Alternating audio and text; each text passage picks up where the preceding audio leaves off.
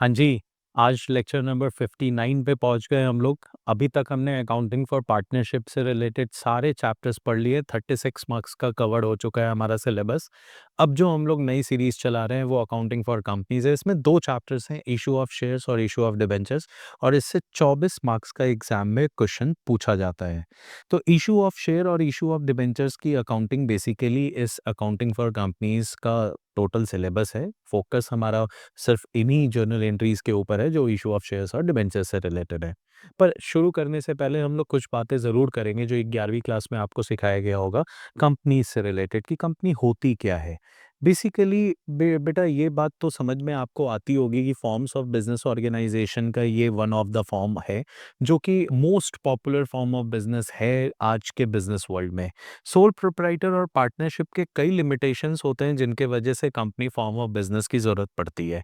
एक बात आपको यहाँ पे समझ में बिल्कुल आ जानी चाहिए कि कंपनी जो है वो एक एसोसिएशन है बहुत सारे पर्सन्स का। मतलब इसमें कई लोग बिजनेस में ऐड हो सकते हैं, बिजनेस को चलाने के लिए पैसे कंट्रीब्यूट कर सकते हैं। दूसरी बात जो सबसे इम्पोर्टेंट है, ये क्रिएटेड बाय लॉ होती है। मतलब आपको बिजनेस स्टार्ट करने से पहले इसका रजिस्ट्रेशन एक रिस्पेक्टिव एक्ट पे कराना पड़ता है जो कि इंडिया में है, इंडियन कंपनीज एक्ट 2013। इससे पहले था 1952, बाद में अमेंड होके 2013 हो चुका है। पार्टनरशिप में भी आपने इसकी चर्चा करी थी कि पार्टनरशिप में जब हमने मैक्सिमम नंबर ऑफ पार्टनर्स की स्टोरी पढ़ी थी तो वहाँ पे 100 मेंबर्स होते हैं।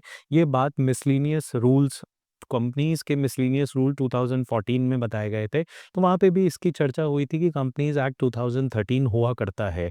तो सारे लॉ जो यहाँ पे क्रिएट किए गए हैं कंपनीज के लिए वो इसी एक्ट के थ्रू क्रिएट किए गए हैं, और यही एक्ट बोलता है कि आपको पहले रजिस्ट्रेशन कराना पड़ेगा। जब आपका रजिस्ट्रेशन जो है वो हो जाए तब आप बिजनेस स्टार्ट कर सकते हो। तो 2 पॉइंट जो थी वो सबसे इंपॉर्टेंट थी, पहला एसोसिएशन ऑफ पर्सन, दूसरा क्रिएटेड बाय लॉ। जैसे ही आप इसका रजिस्ट्रेशन कराओगे इनको अपनी एक सेपरेट आइडेंटिटी मिल जाती है।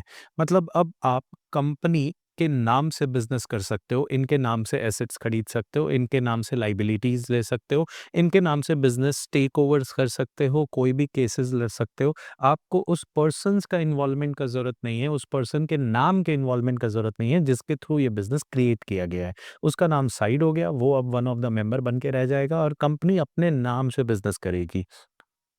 जो चौथा और सबसे इम्पोर्टेंट पॉइंट होता है वो होता है परपीचुअल सक्सेशन।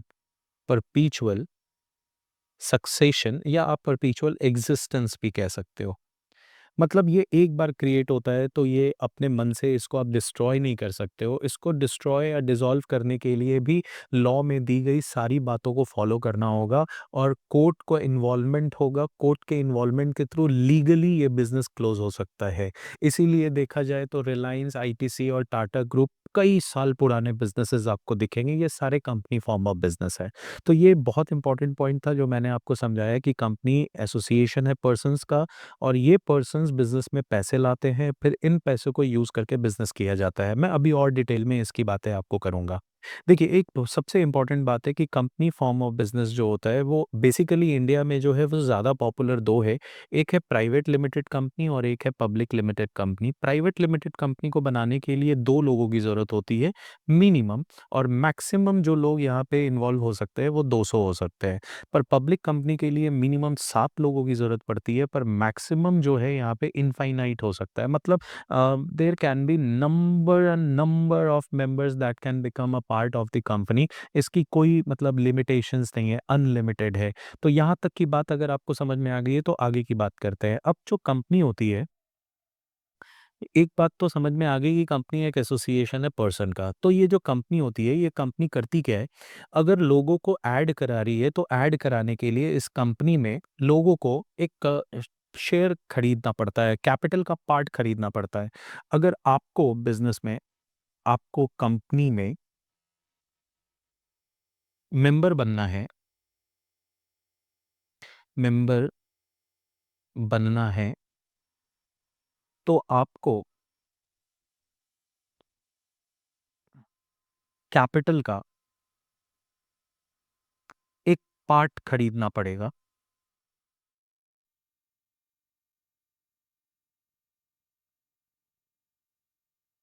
जिसको शेयर्स बोलते हैं। शेयर्स बोलते हैं। सर ये बातें आपने क्यों लिखाई सर? यही तो है, इसी की तो अकाउंटिंग करनी है। मतलब कंपनी एक एसोसिएशन ऑफ पर्सन है। अगर हम पब्लिक कंपनी की बात करें तो अगर आपको किसी भी पब्लिक कंपनी का मेंबर बनना है तो आपको उस कंपनी के कैपिटल का एक पार्ट खरीदना पड़ेगा, एक प्रपोर्शन खरीदना पड़ेगा और उसी प्रपोर्शन को आप शेयर्स बोलते हो। तो ये जो कंपनी में शेयर हिस्सेदारी आप खरीद रहे हो, इससे कंपनी के पास पैसे आते हैं। कंपनी के पास इसी से पैसे आते हैं शेयर्स बेच-बेच के, और इस पैसे का यूज़ जो है कंपनी बिज़नेस करने के लिए करती है। बिज़नेस कैरी आउट करती है। अब जो सबसे इम्पोर्टेंट बात है कि बहुत सारे लोग अगर इकट्ठे हो जाएँगे, तो वो बिज़नेस कैसे चलेगा? तो ये बहुत इम्पोर्टेंट बात है। तो ये समझना कि बेसिकली क्या होता है कि ये जो बिज़नेस कैरी आउट होता है, ये by representatives of the representatives of the members के द्वारा होता है।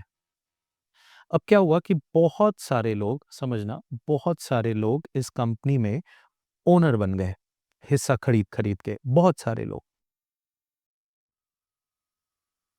Sorry for my drawings. ये फील करना, लोग हैं, बहुत सारे लोग हैं जो इन्होंने कंपनी को पैसे दिए और कंपनी के मेंबर बन गए। अब इसमें से शुरुआत में mister A and mister B, ये दो लोग थे जिनके पास ज्ञान था बिजनेस करने का, पर पैसे की कमी थी। पैसे की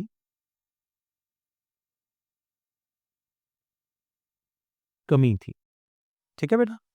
मिस्टर ए, मिस्टर बी, ये दो लोग थे जिन्होंने इस कंपनी की लीव रखी, जिन्होंने कंपनी को इनकॉर्पोरेट किया, ये कंपनी को एग्जिस्टेंस में लेकर आए। इनके पास पैसे की कमी थी, पर इनके पास ज्ञान की कमी नहीं थी, इन्हें बिजनेस करने आता था। पर इनके अलावा जो बहुत सारे लोग थे, बहुत सारे अदर मेंबर्स,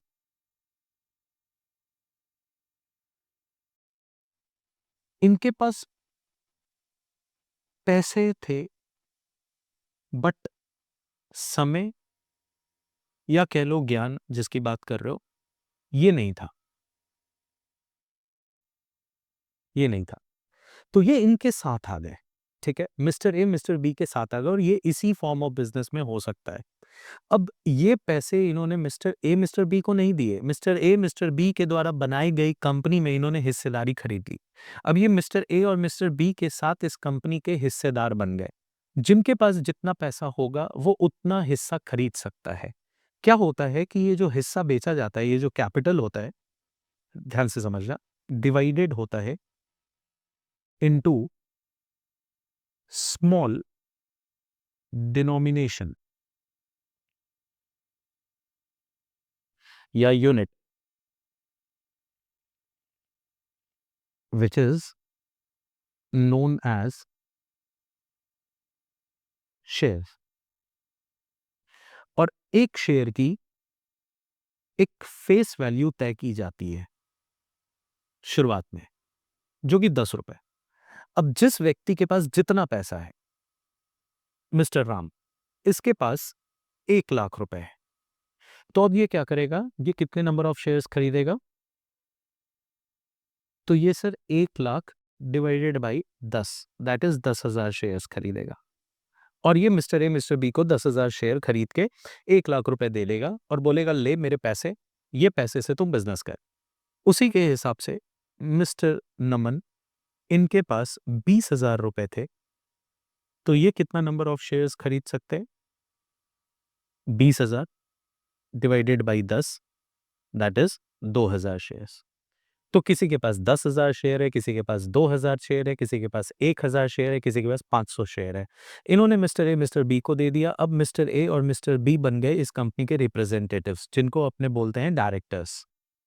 और ये डायरेक्टर्स कुछ अदर लोगों को इनवाइट करते हैं बिजनेस में, जो कि बाहरी लोग होते हैं, जिनके पास स्पेशल नॉलेज होता है, और उनके साथ मिलके इन बिजनेस कैरी आउट करते हैं।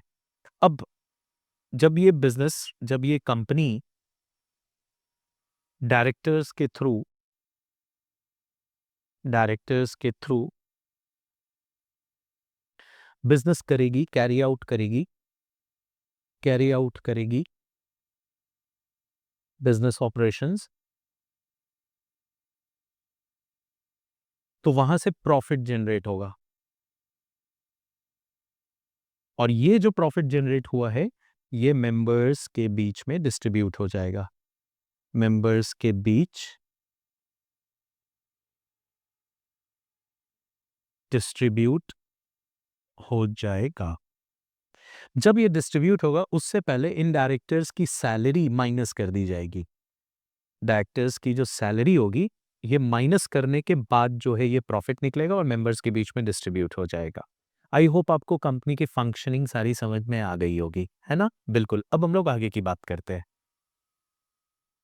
तो सर, अभी तक की बातों में आपको एक बात तो समझ में आ गया कि शेयर्स क्या होते हैं। तो शेयर्स जो होता है वो one of the part of होता है, कह सकते हो one of the part of total capital of the company. तो ये हो गया शेयर्स, हिस्सेदार। अब सर, दूसरा टॉपिक है शेयर कैपिटल। ये क्या होता है? तो क्या होता है, कंपनी के पास जितने भी नंबर ऑफ शेयर्स होते हैं, total number of shares company के पास अलाउड। अब ये क्या वर्ड है अलाउड? मैं आपको बताऊंगा, अभी थोड़ी देर में बताता हूं, बस आप इतना बात समझो। कंपनी के पास अलाउड जितने भी नंबर ऑफ शेयर्स हैं, उनको अगर फेस वैल्यू जो कि 10 रुपए रखी गई है उससे मल्टीप्लाई करो, तो जो अमाउंट आएगा उसी को हम लोग बोलेंगे शेयर कैपिटल। मतलब it means the capital that a company can raise by selling its shares, है ना? कंपनी जितना भी कैपिटल रेज कर सकती है, उठा सकती है बाजार में से, जितने भी पैसे उठा सकती है बाजार से, लोगों को शेयर्स बेच बेच के, तो उसे ही हम लोग क्या बोलेंगे? Share capital. तो सर, वो एक बात आप बता दो कि ये जो सर आप बार बार अलाउड वर्ड बोल रहे थे, इसका मतलब क्या है? मैं आपको बताता हूँ। देखिए, ये जो शेयर कैपिटल होते हैं, ये कई तरीके के होते हैं, kinds of share capital, kinds of share capital. पहला पहला होता है ऑथोराइज्ड, रजिस्टर्ड या नॉमिनल कैपिटल भी इनको बोलते हैं, नॉमिनल कैपिटल। एक्चुअली में क्या होता है कि जब कंपनी का रजिस्ट्रेशन हो रहा होता है, तो आपने पढ़ा था 11th क्लास में कि कंपनी जब रजिस्ट्रेशन प्रोसेस में होती है, तो उसे कुछ डॉक्यूमेंट्स बनाने पड़ते हैं, याद आ रहा है? उस डॉक्यूमेंट्स में एक तो होता है मेमोरेंडम ऑफ एसोसिएशन। इस मेमोरेंडम ऑफ एसोसिएशन में कई सारे क्लॉजेस होते हैं, जिसमें से एक क्लॉज होता है कैपिटल क्लॉज। मतलब ये कंपनी की एक कुंडली होती है, जिसमें कंपनी का नाम, कंपनी कहाँ रजिस्टर्ड है, कंपनी के ओनर कौन है, उनके लाइबिलिटी क्या है, कंपनी का क्रिएट होने का ऑब्जेक्टिव क्या है, ये सारी बातें लिखी होती है। तो उसमें एक कैपिटल क्लॉज होता है, जिसमें कि कंपनी को बताना पड़ता है कि वो अपने पूरे लाइफ टाइम में कितने शेयर्स इशू कर सकती है या करना चाहती है। तो जैसे मैंने आपको बता दिया कि मैं पूरे लाइफ में मैं जब कंपनी अपनी रजिस्टर्ड करा रहा था, तो मैंने रजिस्ट्रार को बताया, मतलब कंपनीज़ एक्ट में एक रजिस्ट्रार होता है जो रजिस्ट्रेशन का प्रोसेस कंप्लीट कराता है। मैंने उसके सामने जो एमओए प्लेस किया उसमें मैंने क्लियरली लिखा कि मैं अपनी पूरी लाइफ में 1 लाख शेयर बेचना चाहता हूँ पब्लिक को और उनसे प्रति शेयर पे ₹10 उठाना चाहता हूँ। तो मेरा जो शेयर कैपिटल हो गया, ऑथराइज्ड शेयर कैपिटल, वो कितना हो गया? 10 लाख हो गया। मुझे इनिशियली लगा कि इतने में मैं बहुत सक्सेसफुली बिज़नेस चला सकता हूँ। बाद में जब मेरा बिज़नेस ग्रो करने लगेगा, तो हो सकता है उस समय मुझे और शेयर्स बेचने की ज़रूरत पड़ सकती है और पैसे रेज़ करने की ज़रूरत पड़ सकती है। तो ऐसे सिनेरियो में हम लोग समय के हिसाब से ऑथराइज्ड कैपिटल को चेंज कर सकते हैं। वो आप आगे चल के कंपनी लॉ जब पढ़ेंगे तो उसमें आपको डिटेल में पढ़ाया जाएगा। रिज़ॉल्यूशन पास करना होता है और पास करके आप कैपिटल चेंज कर सकते हो। तो आई होप आपको पहला ऑथराइज़्ड कैपिटल समझ में आ गया। तो ऑथराइज़्ड मतलब जो रजिस्ट्रार साइन कर दे कि हाँ, चलिए ठीक है, आप अपने पूरे लाइफ में इतने शेयर्स बेच सकते हो। रजिस्टर्ड शेयर मतलब रजिस्ट्रेशन के वक़्त जो बताया जाए। नॉमिनल कैपिटल मतलब जो नॉमिनल वैल्यू पे आप बाज़ार में अपने पूरी लाइफ में बेच सकते हो, उसे आप ऑथराइज्ड, रजिस्टर्ड और नॉमिनल कैपिटल बोलते हो। अब बात आती है कि sir what is issued capital? Issued capital क्या होता है? देखिए, आपने ऑथराइज़ करा लिया कि मैं पूरे लाइफ में 1 लाख शेयर बेच सकता हूँ। आउट ऑफ दीज़ 1 लाख का 1 लाख ऑथराइज्ड शेयर्स, अभी फ़िलहाल आपको सिर्फ़ 20,000 शेयर्स इश्यू करने की ज़रूरत आन पड़ी। इश्यू करने की ज़रूरत है, ठीक है? तो आप पब्लिक को ऑफ़र करते हो, ऑफ़र करते हो 20,000 शेयर्स ऑफ रुपीज़ 10 ईच।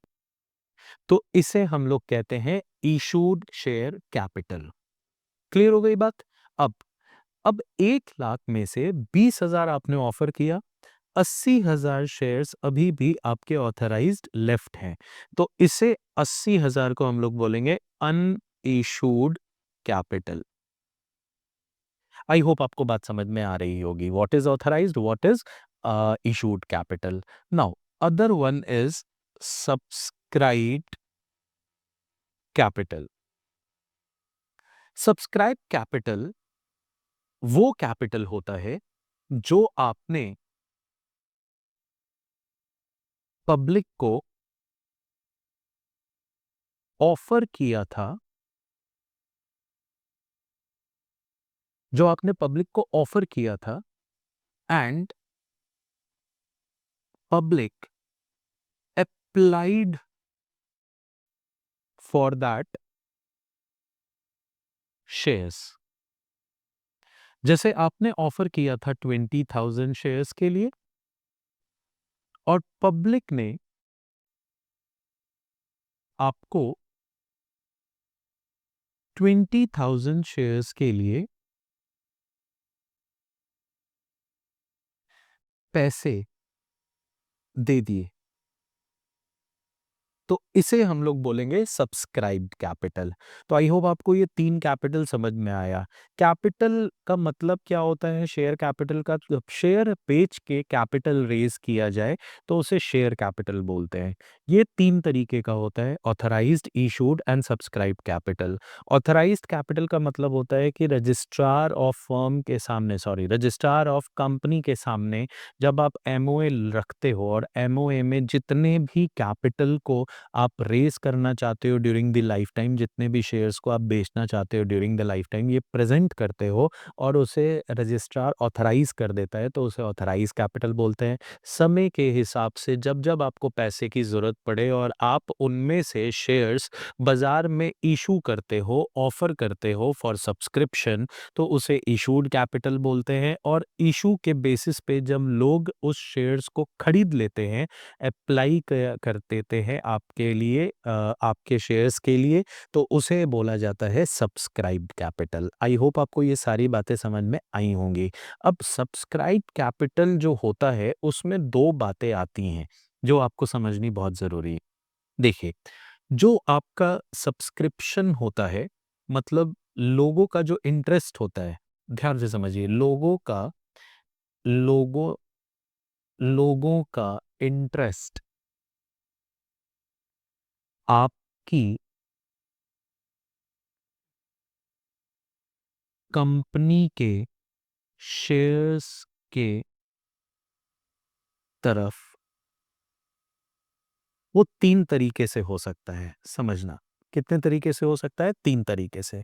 लोगों का इंटरेस्ट आपकी कंपनी के शेयर्स के तरफ 3 तरीके से हो सकता है। एक होता है फुल सब्सक्रिप्शन, जिसको कहते हैं फुल्ली सब्सक्राइब्ड। एक होता है अंडर सब्सक्राइब,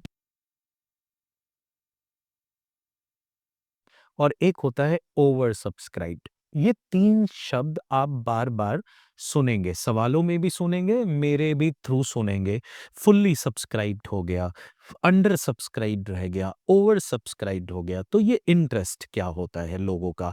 देखिए, आपने इश्यू किया 20,000 शेयर्स, इशूड 20,000 शेयर्स। इस केस में भी यू इशूड 20,000 शेयर्स, और इस केस में भी यू इशूड 20,000 शेयर्स।